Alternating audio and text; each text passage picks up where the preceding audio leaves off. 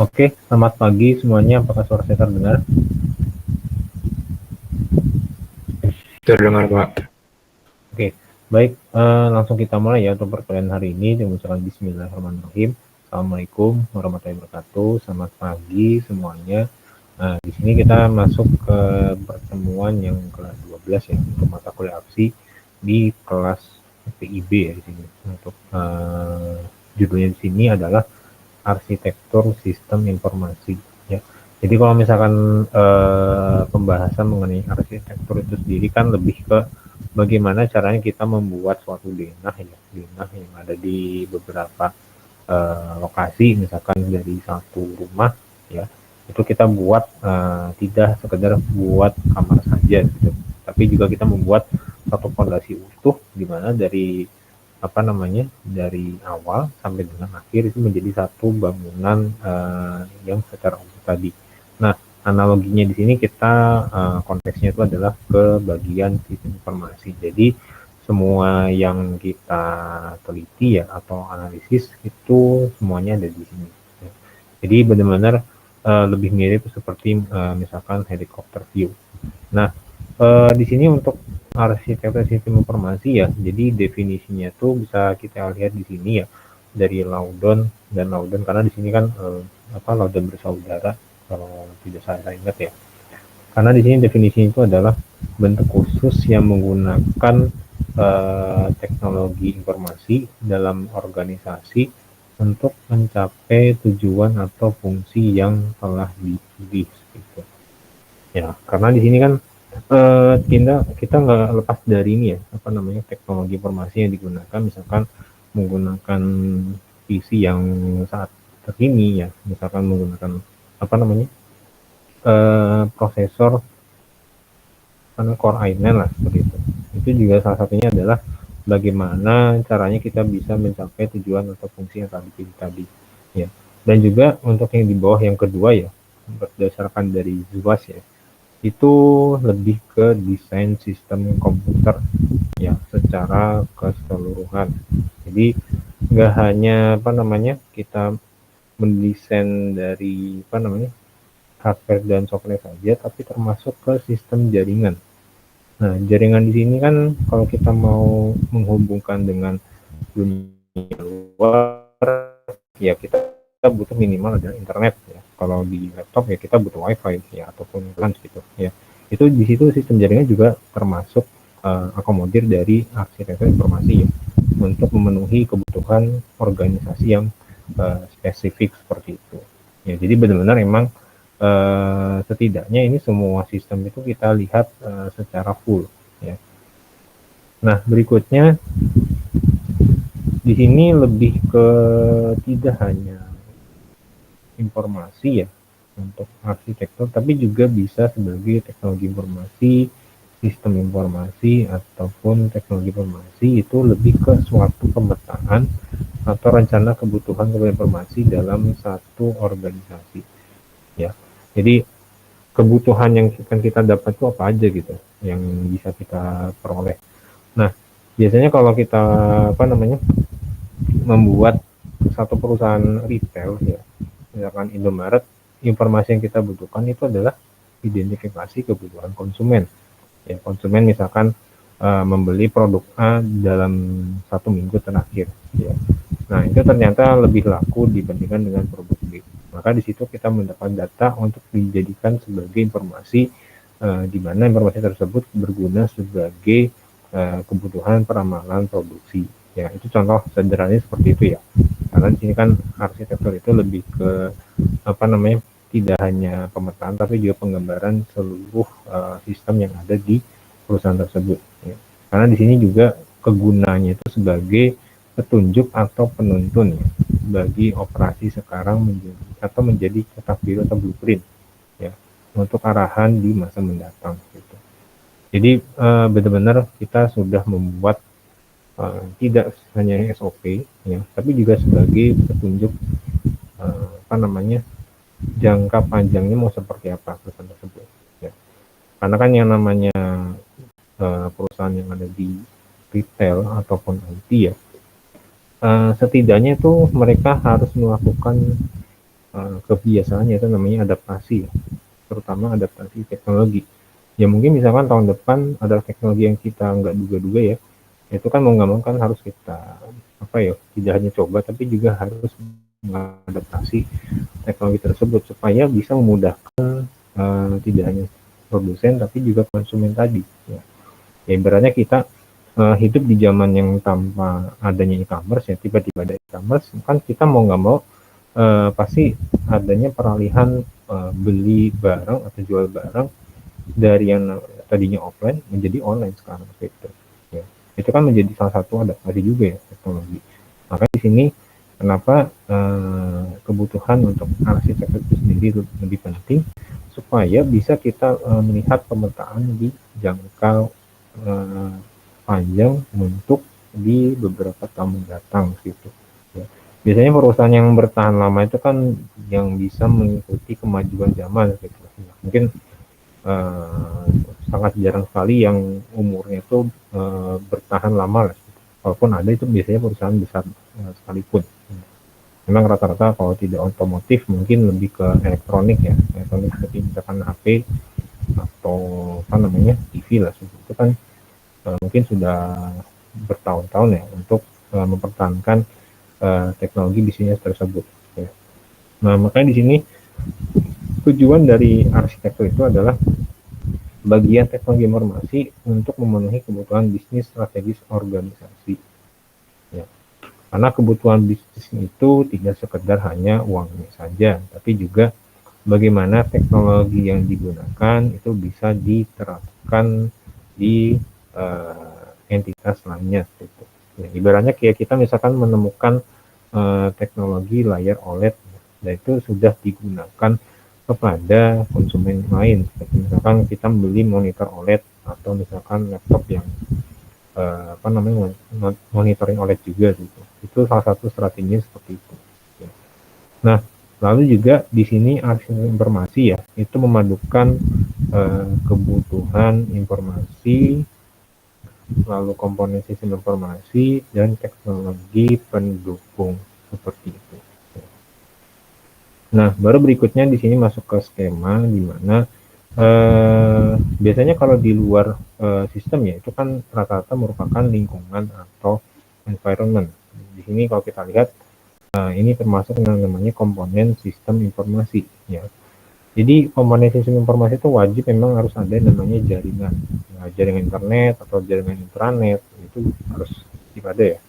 Lalu basis data atau database juga wajib ya, baru prosedur SOP, baru orangnya atau usernya, softwarenya atau perangkat lunak, satu lagi adalah hardware atau perangkat keras. Ini wajib semuanya ada untuk komponen sistem informasi. Nah, baru di dalamnya itu lebih ke area fungsionalnya. Biasanya untuk di sini itu kita membahas salah satunya adalah aplikasi yang digunakan masing-masing user. Ya, ini tentunya di sini beda-beda ya, divisinya ada keuangan, ada accounting, manufacturing, pemasaran, sampai dengan HRD atau personalia. Gitu. Dan perlu diingat masing-masing divisi otoritasnya juga beda-beda. Nah, penggunaan dari apa namanya untuk masing-masing aplikasi tersebut itu disesuaikan dengan levelnya yang ada di perusahaan. Misalkan TPS biasanya ada di level operasional, MIS manajemen di atasnya, lalu juga DSS, lalu export system sampai dengan enterprise information system di sini. Ini yang paling atas ya, kalau di ES di sini. Maka di sini sebenarnya sebagai aplikasi tertentu. Nah ini untuk skema arsitektur informasi apa namanya yang bisa kita gambarkan. Nah ini contoh untuk arsitektur informasi. Jadi sebenarnya itu lebih mirip kayak kita buat jaringannya sebenarnya. Ya. Karena kan kita buat database atau basis data di sini ya. Ini langsung terkoneksi dengan kantor pusat perusahaan. Kenapa harus terkoneksi? Supaya kita bisa mengakses apa namanya dua arah di sini. Jadi kita butuh data apa namanya penjualan langsung kita dapatkan saat itu juga. Nah ini biasanya untuk penggunaan hardware-nya ya kita menggunakan mainframe ya. Kalau ibaratnya kayak apa namanya PC yang berbentuk apa namanya kalau saya gudang lah seperti itu. Benar-benar ukurannya besar ya. Jadi seperti itu ya untuk mainframe. Karena kan mereka juga butuh durability-nya tuh tidak boleh berhenti ya. Jadi benar-benar dinyalakan terus menerus selama 24 jam full ya. Jadi kalau misalkan satu mati itu berarti kan backup datanya juga pasti akan hilang gitu. Kan di sini kenapa mainframe itu memang wajib jangan sampai mati ya, supaya pada saat kita mau mengakses data tersebut itu nggak hilang gitu. Ya ibaratnya kayak misalkan kayak cloud lah, cloud untuk penyimpanan lah gitu. Itu kan mereka juga butuh mainframe juga gitu ya. Dan itu yang diakses tidak hanya satu negara aja, tapi juga diakses seluruh dunia gitu. Ya makanya di sini mainframe itu wajib jangan sampai itu mati ya atau shutdown lah gitu. Nah, lalu berikutnya untuk koneksinya kita apakah menggunakan WiFi atau LAN. Ini contohnya kita menggunakan LAN ya, atau kabel. Gini. LAN itu adalah local area network. Baru di sini LAN itu masing-masing dihubungkan ke beberapa divisi. Misalkan divisi pemasaran, divisi keuangan, sama divisi produksi. Masing-masing mempunyai basis data atau database tersendiri. Ya. Jadi di sini ada 3 ya database-nya. Dan yang digunakan contohnya misalkan mini komputer AS. Misalkan seperti itu ya. Dan ini komputernya juga komputer yang bukan komputer biasa juga ya. Komputer yang khusus server supaya ketahanan atau durability-nya itu tidak terganggu. Nah, baru di sini kita menggunakan jalur telepon ya. Ini mungkin kalau zaman dulu kita menggunakan RJ11 ya. Kalau sekarang kan RJ45 lah, RJ45 untuk kabelnya itu sendiri. Karena kan kalau zaman dulu yang namanya RJ45 mungkin masih sangat jarang lah. Gitu. Nah, baru berikutnya dihubungkan ke PC server yang ada di sini ya. Baru terhubung LAN ke masing-masing PC ya.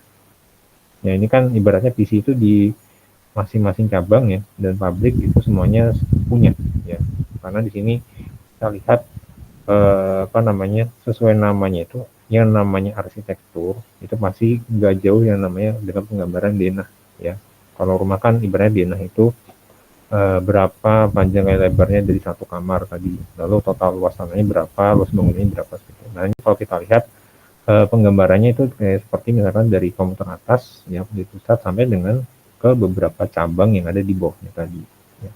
Kalau di sini kita lihat untuk cabang A dan pabrik itu kebetulan sama ya untuk penggunaan isinya tadi. Tapi kalau secara realnya ini pasti lebih banyak ya untuk penggambaran arsitektur informasi. Nah tentunya ini kita bedakan menjadi 3 jenis ya. Jadi yang pertama itu ada tersentralisasi atau centralized, yang kedua desentralisasi atau decentralized, satu lagi adalah client atau server. Nah biasanya kalau yang sebagai awam itu kita pilih yang pilihan ketiga ya. Gitu.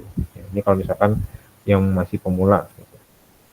Nah yang pertama itu yang tersentralisasi gimana ini sudah dari tahun 60-an ya, artinya mungkin sudah 60 tahun lebih gitu. Dengan mainframe sebagai aktor utama. Jadi mainframe kayak tadi ya, di atasnya PC server kan biasanya ukurannya pasti lebih besar dibandingkan dengan kamar kita sekalipun ya. Karena mereka membutuhkan durability-nya itu tahan lama itu tidak sampai tidak boleh sampai ada shutdown atau mati. Ya. Karena di sini mainframe itu adalah komputer yang berukuran yang relatif besar yang ditujukan untuk menangani data yang berukuran besar gitu. Ya. Dan penghubungnya itu menggunakan ribuan terminal untuk mengakses data dengan tanggapan yang sangat cepat dan melibatkan jutaan transaksi. Jadi benar-benar kita mau mengakses data itu real time sekali ya. Jadi benar-benar nggak ada delay gitu. Ya karena dengan adanya jumlah transaksi tersebut kan kita butuh mainframe yang mumpuni juga gitu. Jadi benar-benar durability-nya bagus gitu. Ya. Nah, tentunya untuk yang contoh di sini lingkungan mainframe itu terhubung dengan beberapa terminal dan printer maupun arsip data gitu. Jadi yang ini terpusat satu sama lain, jadi benar-benar langsung terhubung ke beberapa entitas, misalkan terminal 1 ya, terminal 2, 3 dan 4. Ini kita menamakan sebagai terminal dulu ya untuk di lingkungan mainframe.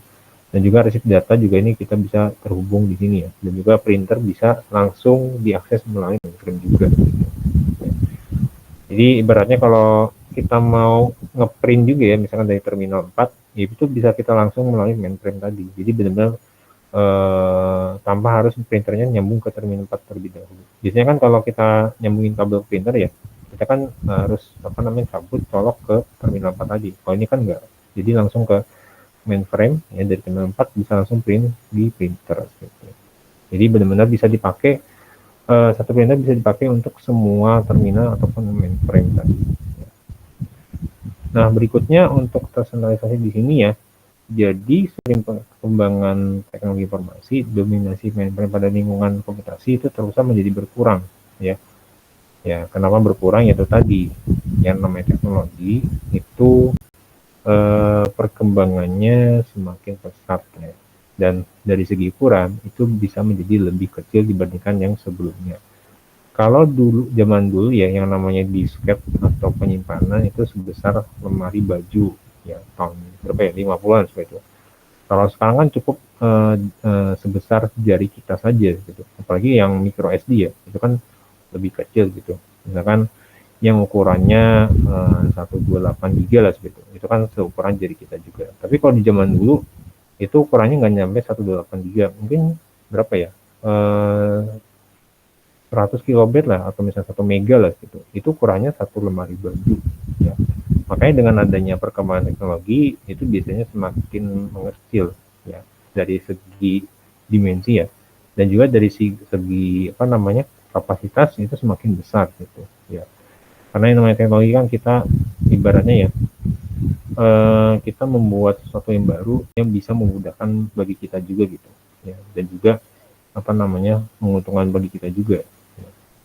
Karena di sini dengan adanya perkembangan teknologi tersebut, mainframe itu menjadi berkurang fungsinya tadi, karena kehadiran namanya mikrokomputer atau mini komputer atau PC ya. Mungkin kalau kalian pernah melihat yang mikrokomputer mini komputer PC, memang seukuran PC yang zaman sekarang, tapi kualitasnya itu untuk durability server ya. Karena di sini juga dari segi dimensi memang lebih kecil, tapi harganya juga jauh lebih murah. Nah, baru yang kedua, implementasi dari arsitektur terpusat itu lebih ke pemrosesan data yang terpusat tadi ya. Jadi semua pemrosesan data itu dilakukan oleh komputer dalam suatu lokasi memakai dalam organisasi ya, atau bisa dipakai oleh perusahaan yang tidak memiliki cabang. Karena kan yang namanya perusahaan itu kan ada yang punya cabang, ada yang tidak memiliki cabang sama sekali. Jadi benar-benar satu lokasi saja gitu.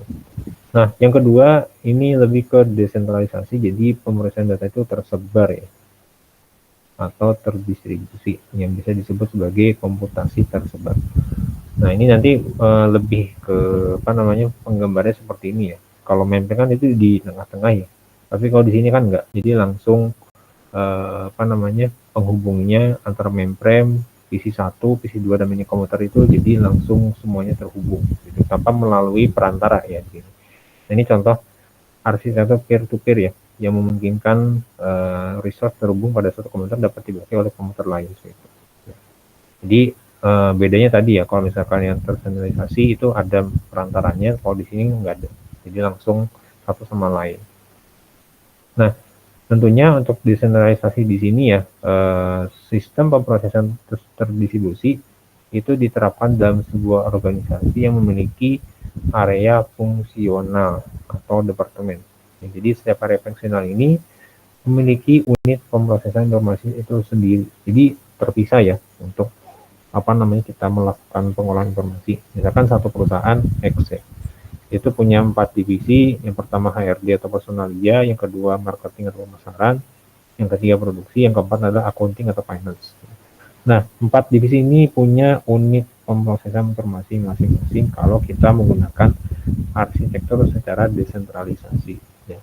Karena memang di sini kan kelebihan kekurangannya itu pasti beda-beda ya untuk kebutuhan yang namanya arsitektur desentralisasi itu.